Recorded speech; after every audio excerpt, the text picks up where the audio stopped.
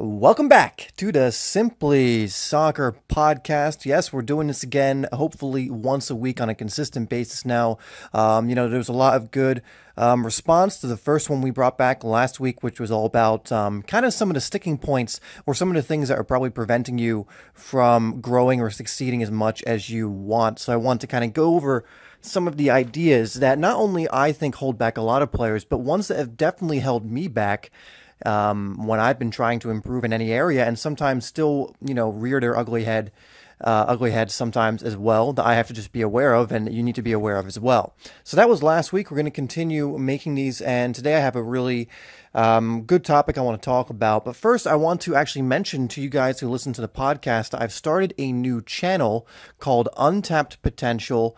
That's going to be about stuff like this, like we talk on the podcast, but in video form. So stuff like self-improvement, self-development, things like going over meditation, things like going over NoFap, things like, different books that can help you out, like book reviews. And I wanted to let you guys know first, simply because I feel like the audience of mine that listens to these podcasts are really committed to self-development and self-improvement.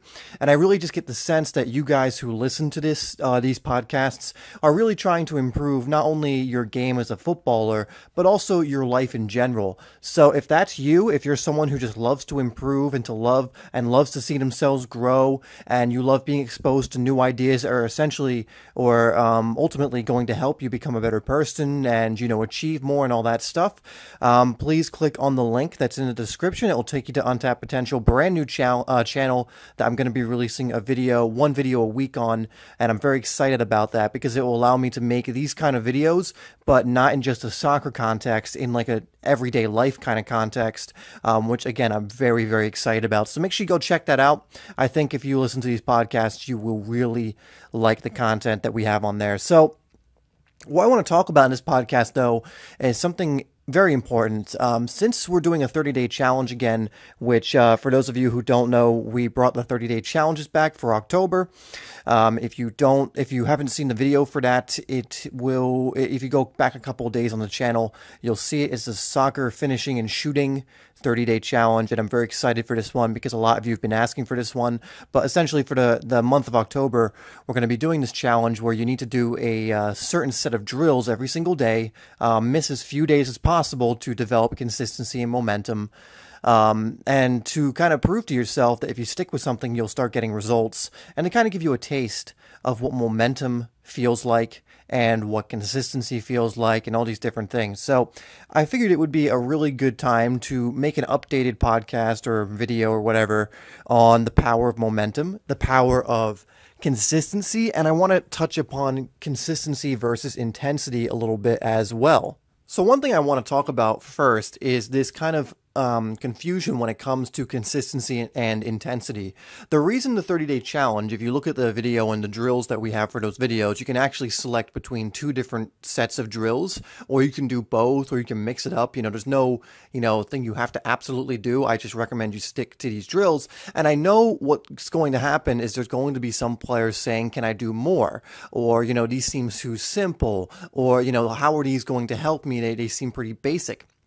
And I think it's because there's a confusion over consistency versus intensity. You see, consistency is always going to, for the most part, trump intensity. It's going to be better than intensity because if you go, for example, an example that Simon Sinek gives a lot is if you go to the gym, let's say every Saturday, and you work out for like 4 hours, you're not really going to get into shape by doing that because you're just going one day. There's no consistency. Your body can't handle that much at one time, and it's not really developing what you need to develop. However, if you go to the gym for 20 minutes or like 30 minutes every single day, 7 days a week, you will absolutely get into shape because every single day, little by little, you are getting better and better. You're getting stronger and stronger, and you're getting fitter and fitter. You're developing that muscle memory, and you're also not tiring your body to the point where you can't go back the next day. You see, if I work out in the gym for 2 hours one day, I'm not going to be able to go out and work out in the gym again the next day for 2 hours if my workout was pretty intense. And in fact, it's not even that I couldn't, it's that I don't want to. I shouldn't do it because my body needs time to recover. Your body needs time to, build the muscle. It needs to break it down, build it up. So, you can't do like intense weightlifting or intense speed drills or intense drills in general and then expect to be okay to do them again the next day. Even at the professional level, professional athletes don't do this. They don't usually have 2 intense days back to back. Now, I'm sure there's exceptions to this rule, but in general, you don't want to be going, going all out one day and then all out the next day. You haven't recovered. You haven't gotten the rest in. You wouldn't have for example, an incredibly intense day the day before a game, would you? No, because you know that if you did that, you would not be 100% for your match. So for this challenge and why it's going to be so potent is because you're doing like 20 minutes worth of drills, but you're doing them over and over again every single day. And the repetition of doing that is going to develop your muscle memory. And all this means is you're going to get used to doing it in a certain way that is going to become automatic for you. Meaning when you now go to finishing games after this 30-day challenge, you're going to be able to curl that ball to the far post, which is one of the drills, pretty automatically, which is a great skill to have. If you can do that in a match without even thinking, I mean, that's like guaranteed goals for you. If you can shoot the ball across the keeper accurately with power to that far post, pretty consistently and regularly, that again, automatic goal. And that's why the drills are so simple, because it's working on some very simple finishes that work. I mean, you look at some of the most famous goal scorers in history. You look at someone like Thierry Henry, for example. He made a career out of finishing in this way. He loved to curl the ball to the far post or shoot it across the keeper. These were not complicated finishes. He just got so good at these couple types of finishes. And of course, he had way more in his locker than that. He could do so many other things. But that's still a testament to these simple finishes, because even though he could do so much more, he's still stuck with the simple curler to the far post or dragging it across goal into the far corner, because he knew how effective those finishes were. He knew if he could do that accurately and consistently that he would get goals, and he did. He became one of the top goal scorers in the world, and he was one of the best players in the world at his prime, and in fact is still considered one of the best players never to win a Ballon d'Or. The best player in the world trophy. So, that goes to show, it's things that are simple in football, especially, are sometimes the most effective. Like I had a comment the other day, I released a skills video about a week or two ago, and someone commented, these are easy, do harder skills. And it was like 10 skills, and these were skills like the chop, the Cruyff, the step over, the elastico. And this guy's like, they're too easy. Do harder ones. Like he wants to see harder ones so that I'm guessing he can, because these ones are too good. They're not good enough for him. And I think that's such a bizarre statement, because are you telling me that you're above the body feint? You're telling me that you're above the step over, that these moves don't work? Oh, because it's not fancy. I'm not doing a rainbow over someone's head. It's not effective. That's the stupidest mindset I've ever heard. Not to bash this guy, especially if he's listening. I'm just saying you need to get that thought out of your head that just because something's simple, it's not effective. Usually the simplest things are the most effective.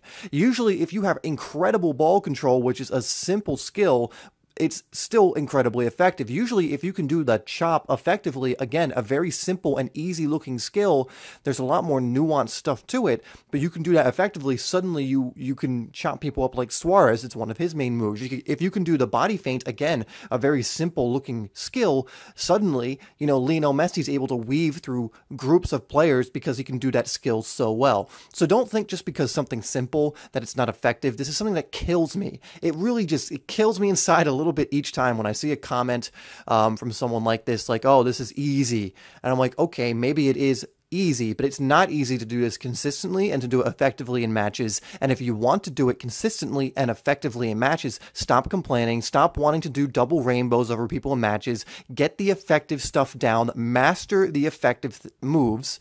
That's why I always say master 3 moves, 3 effective moves, and you'll be able to do these things in matches, which are actually going to help you in game situations.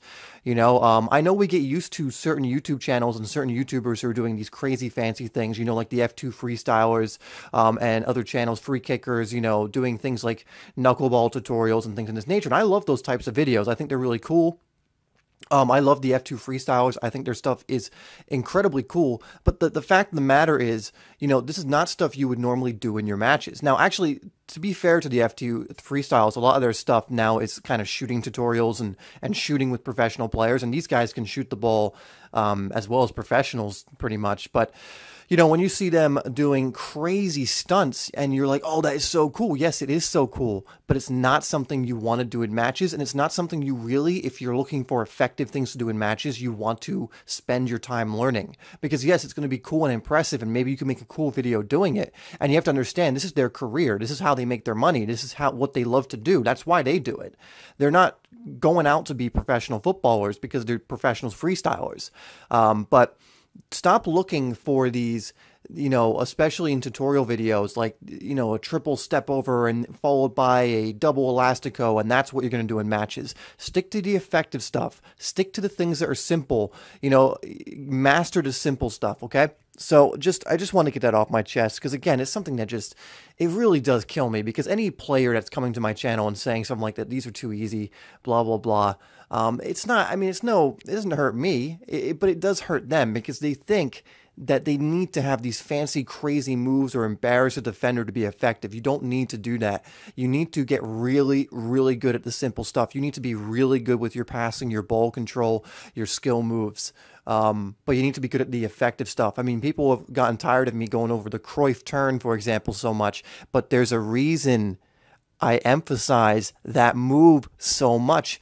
Do you think there's a reason? There's absolutely a reason, because it's so effective. If you watch the EPL on a consistent basis, if you watch the Bundesliga, La Liga, the Italian Serie A, the Ligue 1, you'll notice this move used all the time. So if top professionals are using a certain move all the time, what do you think that means? Oh, it might be pretty effective. So there we go. I'm going to stop talking about this because I'm going to get a little too animated here.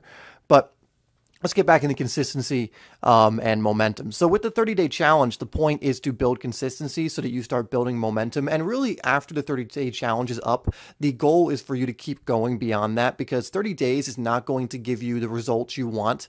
It's going to give you a preview. It's going to give you a taste. Like if you do the October shooting and finishing 30-day challenge every single day, you will see improvements and you will start to notice yourself getting better. And for some of you, depending on what level you're at, you might see massive improvements. Like some of you may see big improvements. The thing is, if you then stop, you're going to go right back to your equilibrium, and it's not long enough to solidify certain muscle memory habits and things like that. So you need to keep going beyond that point. But the whole point of the 30-day challenge is to give you a preview of what could happen if you kept going.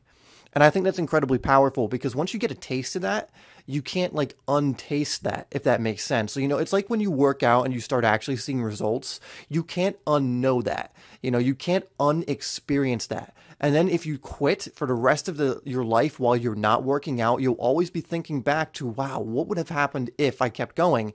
And then you'll probably eventually transform into the thought of, wait a second, I could just start again and go even further this time.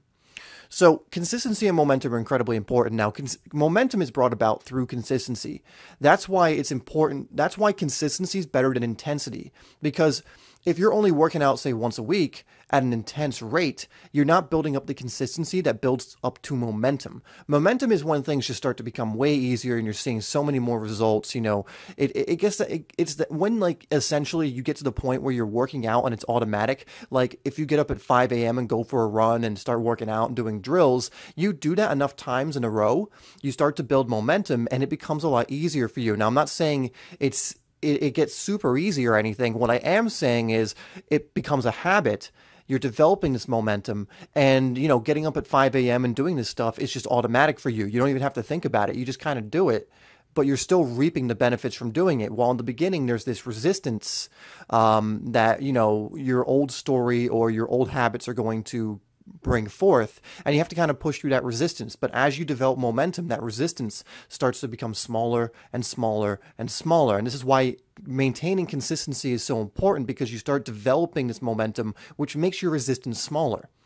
If you've ever worked out for a while and stopped for a while, you'll know that when you went back to working out again, the resistance came back, right? But because you had the experience of having gone through that resistance, this is just a whole different thing, but because you had the experience of having gone through it before, it is a little easier, right? You at one point in time had the habit. Okay, so I want to go over another thing too, that with consistency, because I think consistency, again, talking about things that are so simple, I really think improving yourself does not need to be complicated. Like something I'm going to go over on this new channel, Untapped Potential. You should go over there and subscribe. Please subscribe. But one thing I will be trying to do is make things pretty clear that consistency is going to be one of the main factors when it comes to improving any area. Like I don't want to make videos on that channel and say that this video is going to be the magic pill that causes you to improve. Now, I would love for those videos to be the catalyst, or even these podcasts to be the catalyst for change in your life. But the fact of the matter is, consistency of doing the actions you need to do is what's truly going to bring about results. It really is very simple to improve yourself. It's very simple to become a better footballer. It's very simple to improve your life. That doesn't mean it's easy, but you know how to do it. Most people know what they need to do in order to change their lives or change their, for example, if you're, again, a soccer player, change their game and make it better. You usually know what you need to work on. For example, if you're out of shape, you know you need to work on your fitness. But then there's the whole, process of getting a good routine, of, getting yourself motivated to do it and all this, right? And that's where like consistency and momentum will help you out because it will help you develop the habits. But yeah, that's essentially what you need to recognize here. Consistency is your best friend. You need to do it every single day. And that's why with like a 30-day challenge, again, it's kind of like a bite-sized piece every day, a small win every single day. If you can just get that small win every single day and you do that every single day for a long time, you eventually get all these little small wins that add up to a big win. So for example, if you're trying to get fit, if for like 3 months you do a certain workout that you know works, it's a proven system, you have a proven system for working out, and you do that every day for 3 months, or you just follow the program for 3 months, the small win of doing the workouts you need to do every single day and the small win of eating right every single day eventually leads up 3 months or however long down the line to the big goal, which is getting in shape. Which is absolutely worth it, by the way. It's just every single day, don't think about how far away you are from your goal, let's say, and don't think about, oh my God, it's 2 months until I'm finished with this. Just think about it right then and there in the day. How can I have a small win today that gets me closer to my goal? And that's a really good way to maintain consistency, right? Doing something is almost always better than doing nothing. Again, there might be some exceptions to this, but usually it's the case. For example, like when I'm talking about improving your game, I'm a big advocate for getting touches on the ball every single day, whether it's a full hour-and-a-half training session or just 10 minutes of juggling. If you have a day where you just can't do anything, you don't have time, you definitely have time to go out and just kick a ball around for 5 minutes. That maintains your consistency. That means at least you had a small win on that day, where you didn't think you were going to practice, but you managed to go out and get 5 to 10 minutes done anyway. Now, of course, that doesn't mean on days when you can practice more that you should be lazy and just get 5 to 10 minutes in. All I'm saying is consistency is incredibly important. So if you can do something, it's usually better than nothing. It keeps that momentum going. The problem is once you do nothing, like absolutely nothing towards your goal or the habit you're trying to create, you cut off that momentum, you break it, and it makes it harder for you then to do it the next day, and then the next day, and then the next day, and before you realize it, your workout routine that you were doing, you haven't done it in a whole week, and you're like, whoa, where'd the time go? And I've been experiencing this recently. Like I have a night routine I do, and a part of the night routine is reading a certain book every single night. Just Think and Grow Rich. I don't know why. Like a certain book, a secretive book. I can't tell you.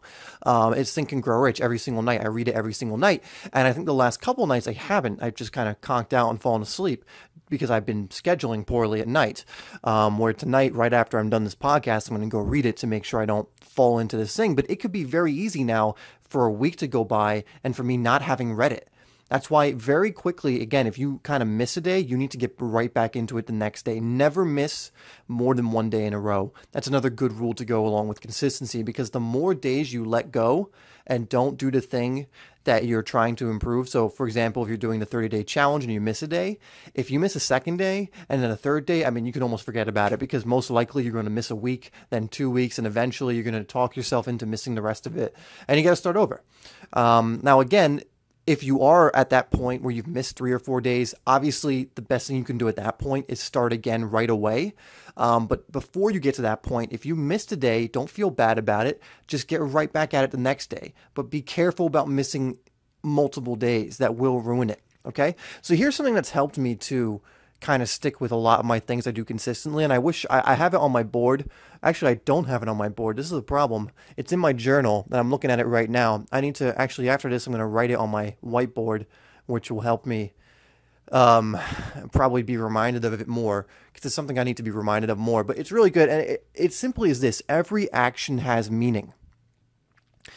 And I think it's, although, again, a very simple saying and a very simple quote, it's very effective because what it means is every little thing you do, and this, I honestly believe this is true, every little thing you do has meaning, has some kind of effect on you and others, has some kind of impact. Every little thing, you know, every little action that you take. Now, you don't want to go one way with this and feel guilty for everything when you're doing this. But what it does is when you remember this in the moment, it has prevented me many times from making a decision that I shouldn't make, like a lazy decision, like I don't want to go work out. Right? Or I'll cut my workout short or whatever, like I'm tired. Or I won't do my night routine. And then I'll remind myself, dude, every action you take has meaning. Everything you do has meaning. And I'll go, okay, fine. I might be a little tired, but I'll do my night routine because if I wake up in the morning having done my night routine, I'll feel much better and I'll be further along. And this, you can go so, reduce it to the ridiculous. Something I got from John Assaraf, where he's saying one of his big things when developing habits is start at the smallest thing possible. To develop a habit. Like one of his that he developed is for 100 days, he just wanted to drink more water. So every time he ran out of water, he'd always get more. It's like a big glass of water. Very simple, very small goal, right? But he says it radically changed things for him, especially his health. So you can reduce things to the ridiculous, very small. And I think one way, again, you build up the foundation of your life, build up the habits that make up the foundation of your life. I mean, that's what it is. But one great way to do that, again, is to remember every action has meaning. I think a lot of times we go through life and through our day thinking like some of the things we do, some of the thoughts we have, some of the, actions we take don't really mean much. And you know what? In isolation, they may not. Having that one bad thought or that one negative self-talk or that, missing that one workout in isolation, just by itself probably won't do much. But what it does do is it affects your next decision and then your next one. And again, it starts building kind of like a negative momentum, which then does affect your life. You build up enough of these isolated situations in a row or even just close together, and suddenly it does have a huge impact on your life. For example, maybe you choose the unhealthy option to eat instead of the healthy option. Again, in isolation, if you didn't go right back to eating healthy right after that, that one time you ate unhealthy really won't matter. But that's in isolation, remember. However, that one action of eating junk food could lead you to eating junk food after that, and then after that, and then after that, until you're suddenly right back in eating habits that you didn't want to be in. That's what I mean by every action has meaning. And again, with consistency, this is a great way to look at it because if you're thinking about missing a day of something, you just have to remind yourself, look, every little action I take, there's a ripple effect. There's a little ripple effect. And again, some decisions are bigger than others. Again, in isolation, missing one day of something isn't really going to do much. Like if you miss one workout, your body's not going to suddenly go, red alert, he missed a workout, destroy all the progress we've made. That's not going to happen at all. Like if you're fit, you're not going to become unfit by missing a workout. But what it does do is it encourages you to maybe miss another workout and then another one. And then, oh, you're missing your workouts? Well, let's not eat fish tonight and eat pretty healthy. Let's just get a burger. Let's get McDonald's. Let's get Wendy's. What other, Taco Bell, whatever it is. That's a very American fast food for you there. But that's the point. Every thought, even every thought you have has some form of impact. I'm really big on that your thoughts really do control your actions and really control your life because, if you really think at the base of you, at your foundation are your thoughts. And the thoughts you have are going to dictate how you feel. And how you feel is going to dictate really the actions you will take and the actions you won't take. For example, if you're feeling very energized and you have to go work out, it's probably not going to be a problem. But if you are having thoughts that are causing you to feel not so energized and you have to go work out, you may not go do it, will you? And that ultimately, doing that enough times will have an impact either positively or negatively in your life. So I even think if we can go to the real roots of this is that every thought matters, which is, just encouragement to kind of control your thoughts and monitor them.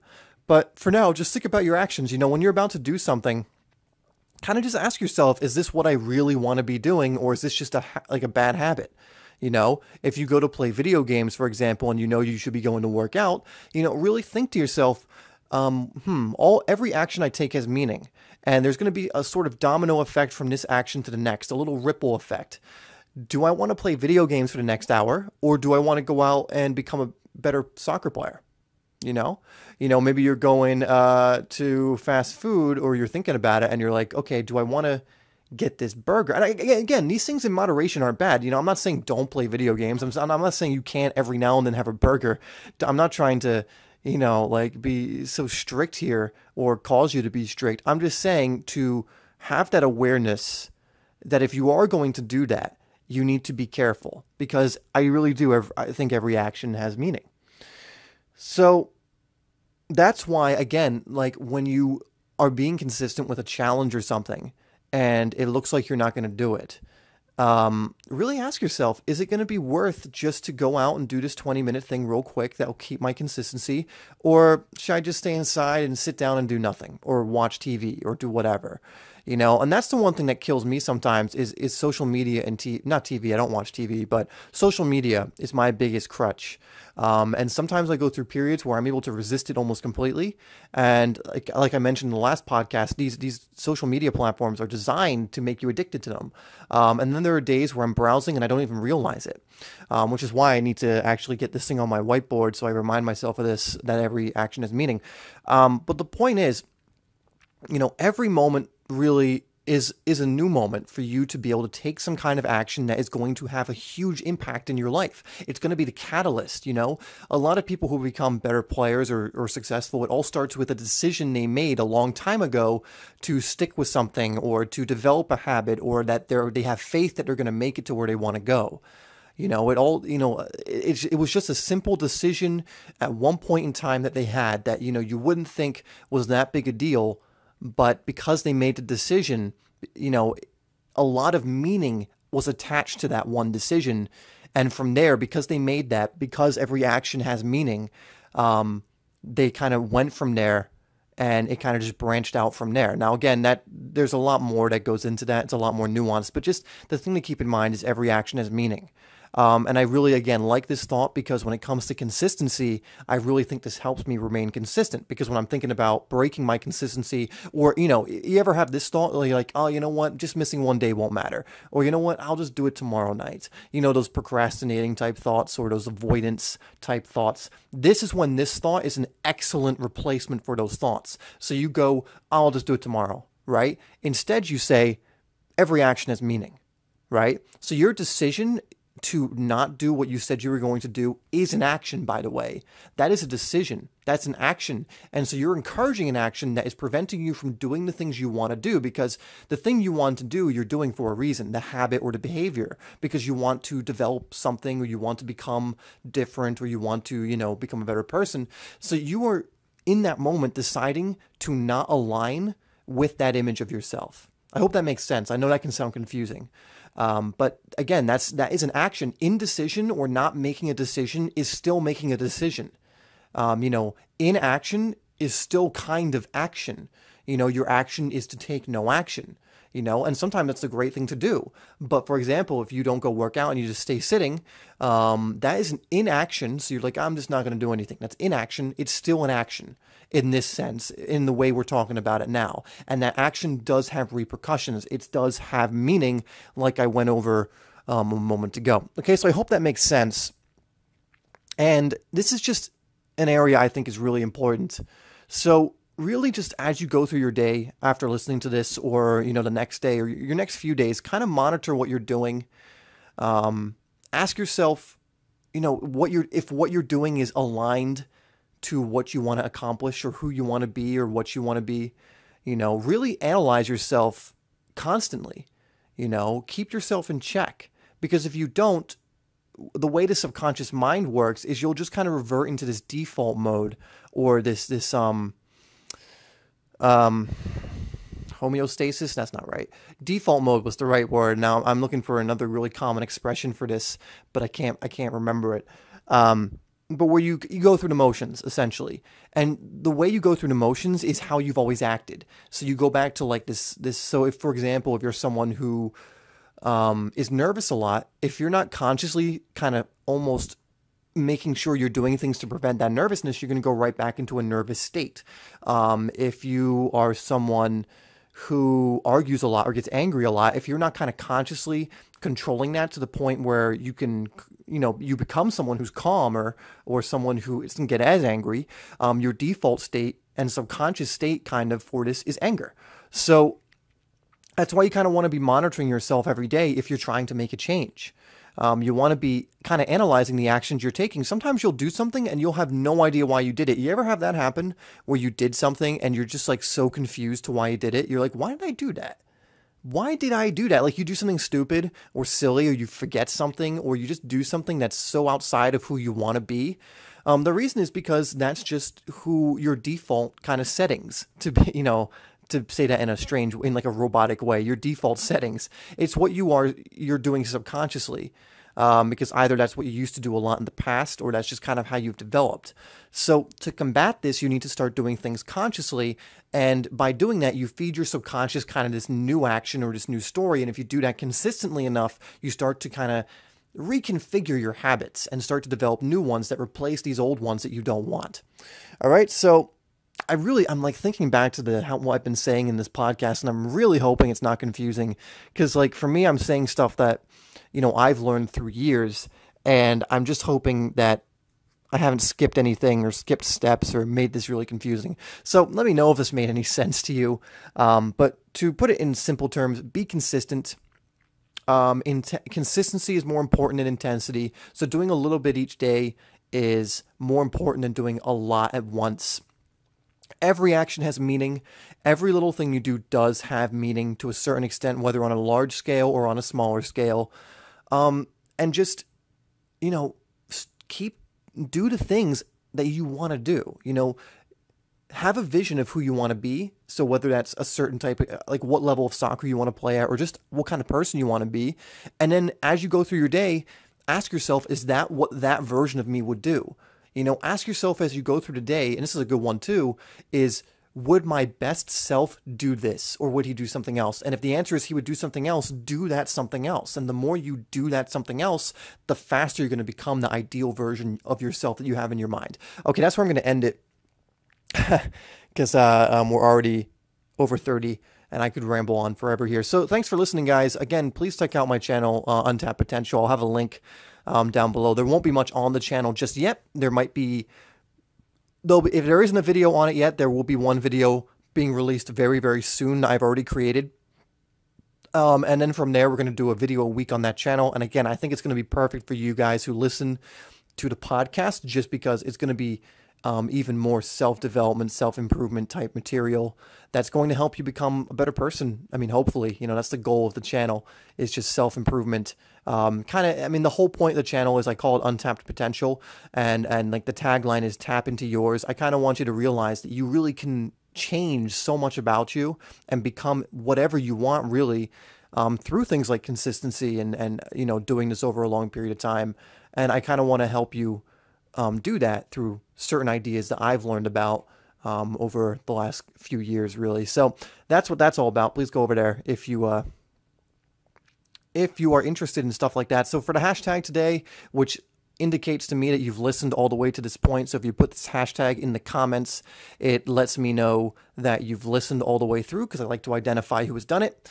So even if you don't have a comment, just leave the hashtag in the comments. So let's do hashtag Untapped Potential. So Untapped Potential in the comments to let me know that you've watched this. And that would be great. If you have any questions, make sure you leave them down below. If you have any topics you want me to cover in podcasts, leave them down below. And as always, if you use hashtag Untapped Potential and then ask me a question, I am like so much more likely to answer your question, because I want to answer the questions of the people who actually listen all the way through these. So that's great, guys. Thank you once again for listening. I hope this made sense and you got something out of it. I hope to see you on Untapped Potential, where I will be putting a lot of work in that as well to to release videos. And I will either see you over there or I'll see you in the next Simply Soccer video.